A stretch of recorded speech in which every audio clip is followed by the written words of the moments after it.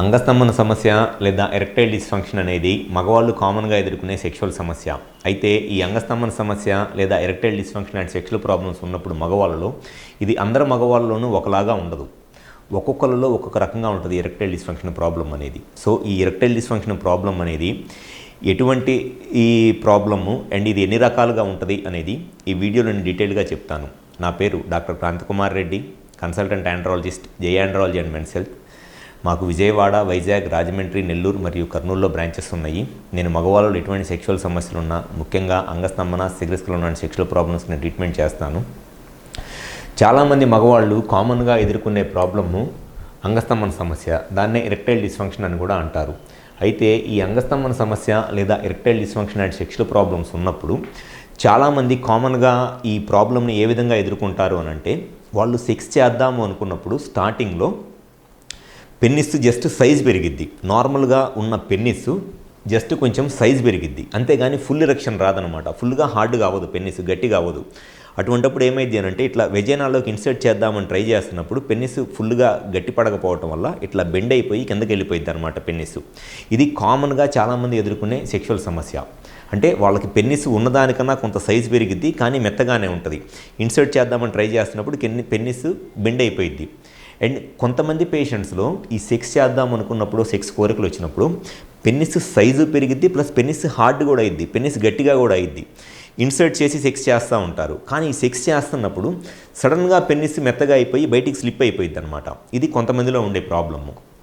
And ఇంకొంతమంది పేషెంట్స్లో అసలు వాళ్ళు సెక్స్ చేద్దాం అనుకున్నప్పుడు, సెక్షువల్ కోరికలు వచ్చినప్పుడు, లేకపోతే ఎంత పెన్నిస్ని స్టిమ్యులేట్ చేస్తున్నా కూడా జస్ట్ అసలు పెన్నిస్ సైజ్ కూడా పెరగదనమాట. యాజ్ ఇట్ ఈజ్గా ఎలా ఉంటుందో ఇట్లా కిందకు వాలిపోయి ఇంతే ఉంటుందన్నమాట. ఇది కొంతమందిలో ఉండే సమస్య. సో కామన్గా ఎవరిలో అయినా సరే అంగస్తంభన సమస్య ఈ 3 విధాలుగా ఉంటుంది. ఒకటి జస్ట్ సైజు పెరగటము, గట్టి పడకపోవటము, ఇన్సర్ట్ చేయడానికి ట్రై చేస్తుంటే బెండ్ అయిపోవటము. అండ్ రెండోది వచ్చేసి సైజు పెరిగిద్ది, గట్టిగా అయింది, కానీ సెక్స్ చేస్తున్నప్పుడు సడన్గా మధ్యలో మెత్తగా అయిపోయింది. అండ్ మూడో రకం ఏంటి అని అంటే, అసలు పెన్నిస్ సైజు పెరగదు, గట్టిగా అవ్వదు, జస్ట్ ఎప్పుడు ఇట్లా వాలిపోయినట్లే ఉంటుంది పెన్నిస్. కామన్గా ఎవరైనా సరే మగవాళ్ళు ఈ 3 రకాలైన సెక్షువల్ ప్రాబ్లమ్స్నే, అంటే అంగస్తంభన సమస్య ప్రాబ్లమ్స్ని ఈ 3 రకాల్లో ఏదో ఒక రకంగా ఫేస్ చేస్తూ ఉంటారు.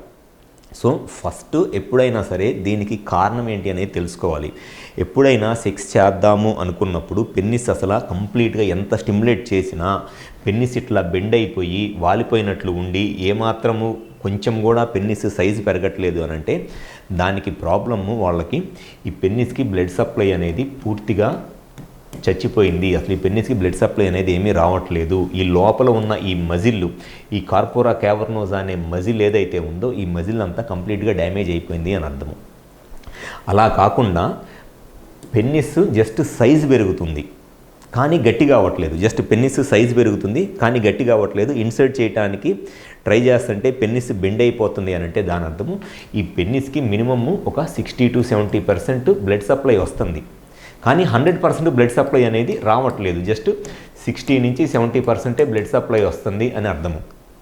దీనికి రీజన్ వచ్చేసి ఈ పెన్నిస్ లోపల ఉన్న బ్లడ్ సప్లై, మజిల్ బాగానే ఉన్నా సరే దీనికి వచ్చే బ్లడ్ సప్లైలో ప్రాబ్లము. పెన్నిస్ సైజు కూడా పెరగట్లేదు. అసలు ఫస్ట్ దాంట్లో చెప్పినట్లంటే ఈ మజిల్ పూర్తిగా డ్యామేజ్ అయిపోయినట్లు అర్థము.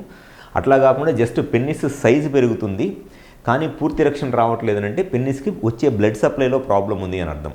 అలా కాకుండా మూడో రకం, పెన్నిస్ పెద్దగా అయింది, గట్టిగా అయింది, ఇన్సర్ట్ చేసి సెక్స్ చేస్తూ ఉంటారు, కానీ సెక్స్ చేస్తున్నప్పుడు మధ్యలో పెన్నిస్ సాఫ్ట్ అయిపోయి బయటికి స్లిప్ అయిపోతుంది అని అంటే దాని అర్థం ఏంటి అని అంటే, దానికి వీనస్ లీక్ అంటారు. అంటే పెన్నిస్కి బ్లడ్ వస్తుంది, ఆ బ్లడ్ వచ్చినప్పుడు ఈ మజిల్ కూడా ఎక్స్పాండ్ అవుతుంది, కానీ ఈ మజిల్ ఈ బ్లడ్ని ఎక్కువసేపు హోల్డ్ చేసి ఉంచలేకపోతుంది.